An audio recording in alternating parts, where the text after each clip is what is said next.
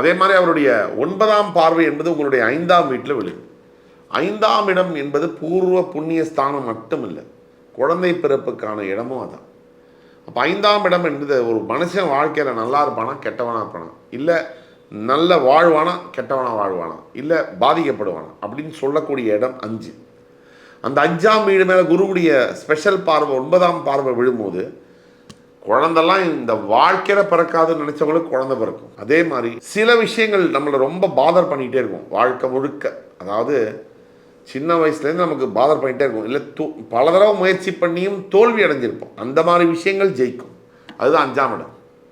இப்படி பல புண்ணியங்கள், தெய்வ அனுகிரகம், அதே மாதிரி தெய்வ தரிசனங்களை தரக்கூடியதும் 9ஆம் இடம். அதே மாதிரி தெய்வ தரிசனங்களை தரக்கூடியதும் 5ஆம் இடம். அந்த இடங்களை குரு பகவான் பார்க்கும்போது எப்பேற்பட்ட துன்பத்தில் விருச்சிக ராசி என்பவர்கள் இருந்தாலும் அக்டோபர் 18லேருந்து டிசம்பர் 3ஆம் தேதிக்குள்ளே உங்களுக்கு அது சரியாயிடும் அப்படிங்கிறத நீங்கள் நம்பலாம். எஸ்பெஷலி இந்த குரு பகவானுடைய பார்வை ராசி மீது விழும்போது தோல்வி அடைய போகிற சூழ்நிலையில் வெற்றியாக அது மாறும். ரொம்ப முக்கியம், குறித்து வச்சுக்கோங்க.